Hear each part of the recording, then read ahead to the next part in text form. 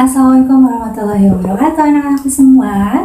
Ketemu lagi sama Ibu di channel ini ya.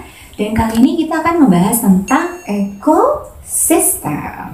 Sebenarnya kita sudah sempat bahas ya sedikit pada saat bagian awal di kelas 10, yaitu tentang ruang lingkup biologi. Nah, sekarang kita ulas sedikit ya. Ekosistem itu adalah hubungan timbal balik antara dua komponen utamanya, yaitu komponen biotik dan abiotik. Nah, sekarang ternyata berdasarkan jenisnya atau sifatnya, ekosistem dibagi dua. Yang tadi sudah dibahas di definisi, yaitu ada komponen biotik dan abiotik. Ada apa aja di biotik? Terbagi menjadi beberapa. Yang pertama itu adalah individu, yaitu satu organisme saja. Misalnya seekor ular, seekor harimau, seorang manusia dalam sebuah tempat yang sama, jumlahnya hanya satu, maka itu disebutnya individu. Nah, bila individu tersebut lebih dari satu atau berkumpul dalam waktu dan tempat yang sama, maka itu disebut populasi. Berarti populasi adalah kumpulan individu sejenis di dalam tempat yang sama dan waktu yang sama. Misalnya kumpulan harimau, kumpulan semut, kumpulan pohon mangga, itu semuanya disebut populasi ketika berada dalam satu wilayah yang sama. Nah, bila ada kumpulan populasi yang berbeda, kalau tadi kan kumpulan individu sejenis tuh, kalau sekarang kumpulan populasi berbeda, tapi masih di tempat yang sama, itu adalah jenis komponen biotik ketiga, yaitu komunitas.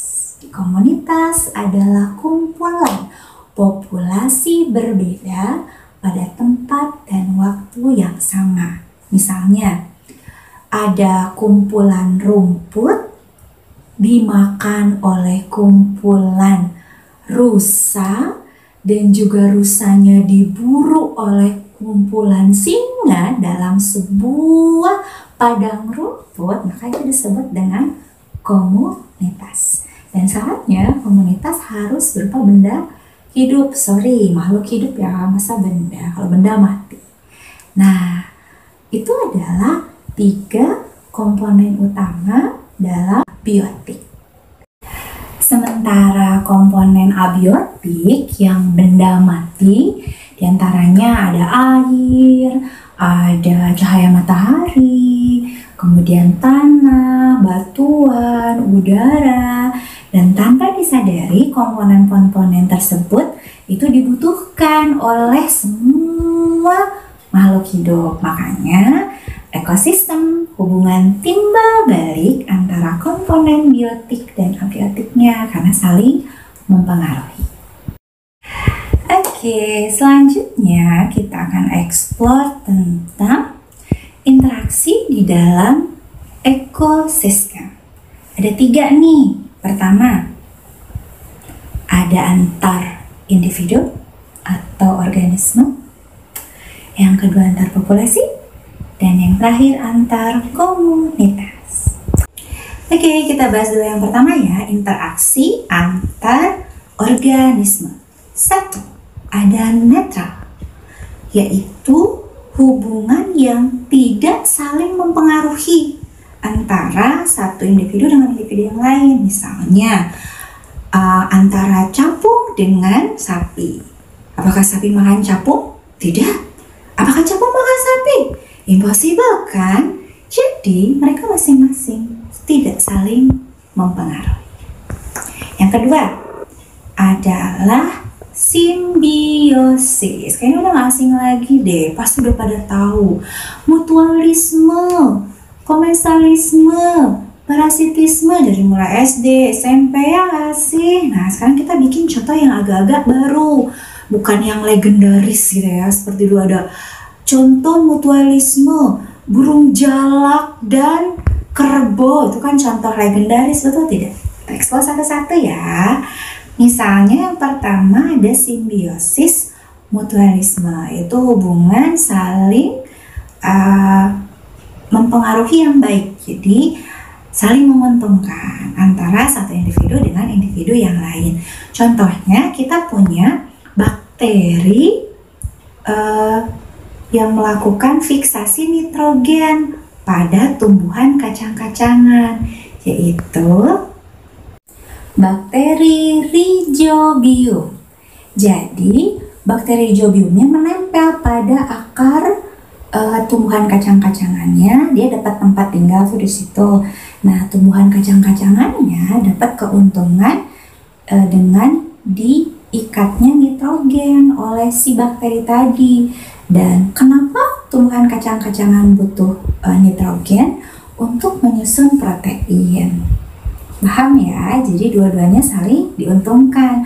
Bakteri dapat tempat tinggal dan tumbuhan kacang-kacangannya dapat nitrogen untuk membuat protein nabati. Yang kedua ada komensalisme, hubungan di mana yang satu mendapatkan keuntungan dan yang lain tidak dipengaruhi. Misalnya tanaman anggrek yang menempel pada pohon apa aja nih ya biasanya. Mereka masing-masing melakukan proses pembuatan makanan sendiri. Karena dua-duanya autotrof, masih ingat ya, bisa membuat makanan sendiri karena dua-duanya punya klorofil.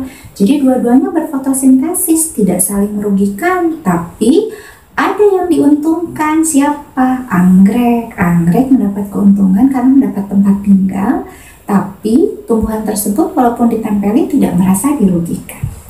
Komensalisme. Yang ketiga adalah parasitisme. Nah, kalau ini yang satu diuntungkan dan yang lain dirugikan. Contohnya nih buat kalian yang punya peliharaan, kutu kepala. Kayak kutu kepala yang suka nempel di kepala, itu menjadi parasit bagi kepala kita. Kenapa? Karena menghisap darah di kepala kita sebagai makanannya. Berarti kita dirugikan nggak? Dirugikan dong. Dan kutu diuntungkan karena dia dapat makanannya. Parasitisme, hubungan yang satu diuntungkan dan yang lain dirugikan. Bentuk interaksi antar organisme selanjutnya adalah predasi. Dimana kalau yang namanya predasi itu ada yang jadi predator dan ada yang jadi mangsa. Misalkan sifat predator tuh memburu mangsanya. Misalnya ada singa yang berburu rusa, atau misalnya ada singa laut berburu penguin. Yang jelas ada aktivitas berburu, ada aktivitas perburuan.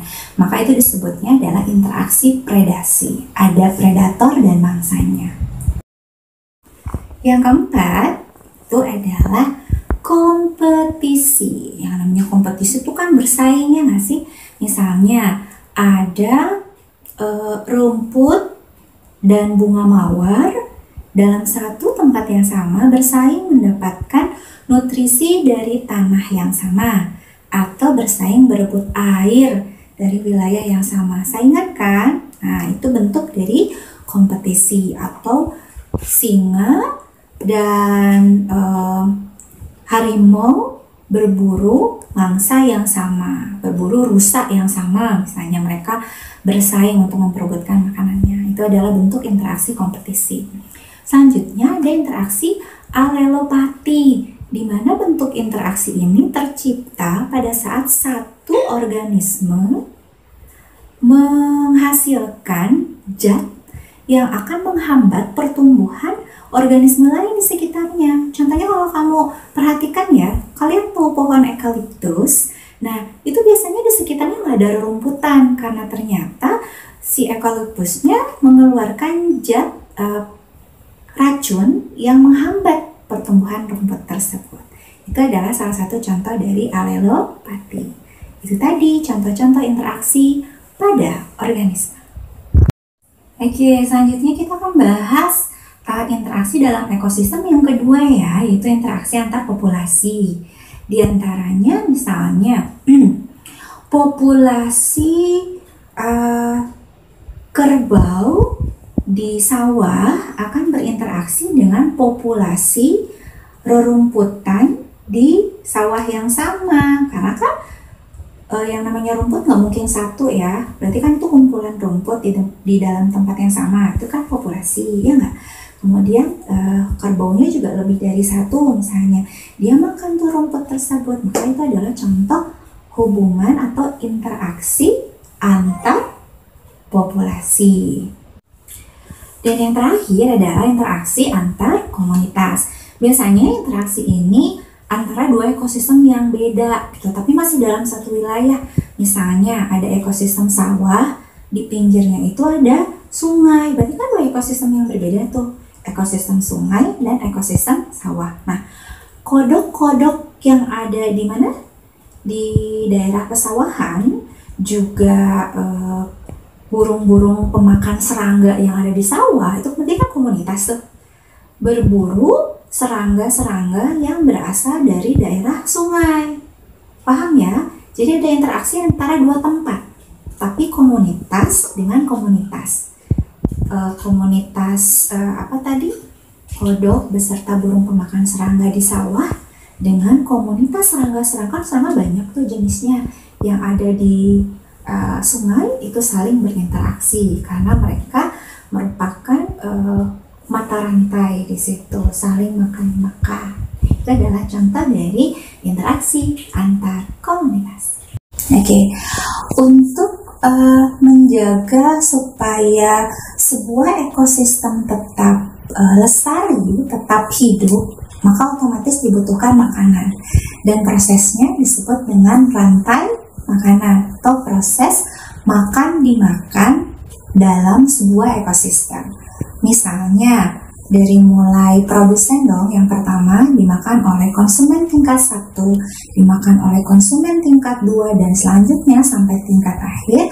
Lalu kalau mati diuraikan oleh bakteri dan jamur, kemudian dikembalikan ke tanah dan menjadi nutrisi untuk produsennya kembali. Kita kasih contoh ya, misalnya yang ada di laut. Ada phytoplankton atau tumbuhan kecil yang melayang-layang di air. Jadi biasanya mereka makhluk-makhluk mikroskopik yang melayang di air yang dimakan oleh zooplankton. Phyto kan tadi tumbuhan, kalau zoo hewan-hewan kecil yang melayang-layang di air. Itu menjadi konsumen tingkat pertama. Kemudian zooplanktonnya dimakan sama ikan-ikan kecil. Nah, kumpulan ikan kecil tadi otomatis akan dimakan lagi oleh siapa? Ikan-ikan besar. Ikan besar dimakan sama kita nih berburu, misalnya kayak sarden. Kemudian ada ikan-ikan yang ukurannya lebih besar lagi, gitu ya. Itu kita konsumsi, maka itu adalah sebuah contoh dari rantai makanan. Atau misalkan bila ikan yang besar itu mati, nanti akan diuraikan oleh bakteri di dasar laut menjadi sumber nutrisi kembali untuk phytoplankton. Dan biasanya dalam satu ekosistem itu tidak hanya terdiri dari satu rantai, melainkan banyak sekali rantainya. Dan itu disebut dengan jaring-jaring makanan. Jadi definisi jaring makanan adalah kumpulan dari rantai makanan dalam sebuah ekosistem. Misalnya, kalau tadi phytoplankton dimakan oleh zooplankton ya. Nah, ini bisa jadi zooplanktonnya tidak langsung dimakan oleh ikan kecil, tetapi dimakan oleh ada Porifera di situ. Kemudian juga ada ikan paus yang langsung besar. Ada ikan paus kan yang suka mengkonsumsi plankton juga. Dia tidak memakan ikan tapi memakan plankton.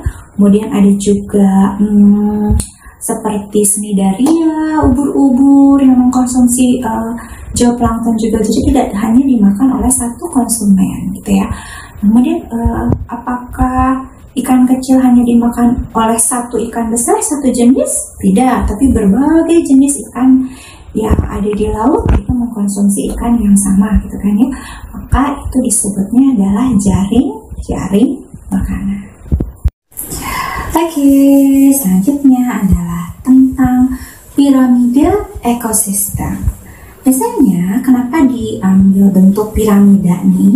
Itu ada alasannya, karena tingkatan tropik atau tingkatan organisme dalam sebuah ekosistem itu memang berawal dari yang jumlahnya banyak, besar di bawah, kemudian semakin tingkatannya ke atas itu semakin sedikit jumlahnya gitu.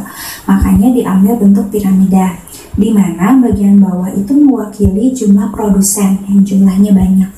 Kemudian disusul dengan konsumen tingkat 1 yang herbivore dominan, kemudian konsumen tingkat 2, 3, dan semakin ke atas tuh semakin mengerucut, semakin kecil. Makanya disebut dengan piramida, karena bentuknya memang piramida. Nah, piramida ekosistem itu dibagi menjadi 3. Yang pertama ada piramida jumlah, yang kedua ada piramida biomasa, dan yang ketiga ada piramida energi. Nah, kenapa disebut piramida jumlah? Karena piramida ini mewakili atau memberikan informasi tentang jumlah organisme pada tiap tingkatan tropik. Misalnya nih kita bikin, buatlah piramida jumlah yang ada di sawah misalnya gitu ya, kamu dapat soal seperti itu. Maka kamu bikin piramida bagian bawah banget itu kan produsen. Ingat, produsen yang ada di sawah apa? Benar, padi dong. Nah, ini padi. Dan itu jumlahnya paling banyak. Kamu misalkan 1000 batang pohon padi gitu kan ya. Kemudian di bagian tingkatan keduanya itu ada konsumen tingkat pertama. Misalkan tadi dimakan oleh siapa? Burung pipit misalnya gitu ya. Nah, burung pipit ada di konsumen pertama dan dia menempati tingkatan tropik kedua. Ingat-ingat nih, produsen tingkatan tropik pertama, burung pipit sebagai konsumen pertama tapi menempati tingkatan tropik kedua. Dan pada piramida jumlah, sudah pasti jumlah pada tingkatan tropik kedua lebih sedikit dibandingkan dengan pada tingkatan tropik yang pertama. Dan ketiga akan lebih sedikit dibandingkan dengan tingkatan tropik yang kedua dan pertama. Nah, satuannya biasanya kalau tumbuhan misalkan batang, kalau hewan ekor, ya 2 ekor burung elang, 3 ekor burung pipit. Itu kalau satuan dalam piramida jumlah. Bedanya sedikit sih kalau di piramida biomasa. Misalnya kalian dapat soal buatlah piramida biomasa, maka kamu tinggal bikin aja kesatuan berat. Misalnya kalau pada tingkatan tropik pertama, berapa berat padi? Misalnya 1 ton, 1 kintal padi di bagian bawahnya. Dan untuk tingkatan tropik kedua, misalnya berat burung pipitnya berapa kilogram atau berapa gram. Kemudian yang tingkatan ketiganya juga sama ya kalau kita pakai satuan berat. Oke, dan yang ketiga itu adalah piramida energi. Piramida energi itu menunjukkan perpindahan jumlah energi pada tiap tingkatan tropik. Contoh, misalnya matahari mengirimkan energinya ke produsen, kita ambil sampel padi ya. Sekian pohon padi menerima energi dari matahari. Taruhlah 1000 kilokalori. Nah, setelah itu padi dimakan oleh belalang. Nah, perpindahan energi dari padi ke belalang itu tidak sama, tidak 1000, melainkan berkurang. Kenapa? Karena pada saat belalang mengkonsumsi padi, apakah semua sampai ke akar-akarnya? Apakah semua dijadikan energi? Ataukah ada yang dibuang menjadi feses dan dalam proses ekskresi? Nah, itu maksudnya. Yaitu tidak semua bagian dari produsen akan berubah menjadi energi. Begitupun pada saat belalang dikonsumsi oleh burung pipit sebagai konsumen tingkat 2 atau tingkatan tropik ketiga, itu pun berkurang kembali. Apakah burung pipit memakan belalang hanya untuk menghasilkan energi? Tentu tidak jawabannya. Makanya kesimpulan dari piramida energi, terjadi perpindahan energi di tiap tingkatan tropik dan akan selalu berkurang. Dan itu dia 3 piramida dalam ekosistem: piramida jumlah, piramida biomasa, dan piramida energi. Oke anak-anakku semua, itu tadi adalah sesi kita di ekosistem, explore ekosistem ya. Dan jangan lupa Tulis komentar kalian, apakah sudah paham atau belum. Juga tulis satu informasi yang bisa kamu tangkap dari seluruh paparan yang kalian tonton tadi. Wajib ya. Dan jangan lupa subscribe, like, and comment. See you. Assalamualaikum warahmatullahi wabarakatuh.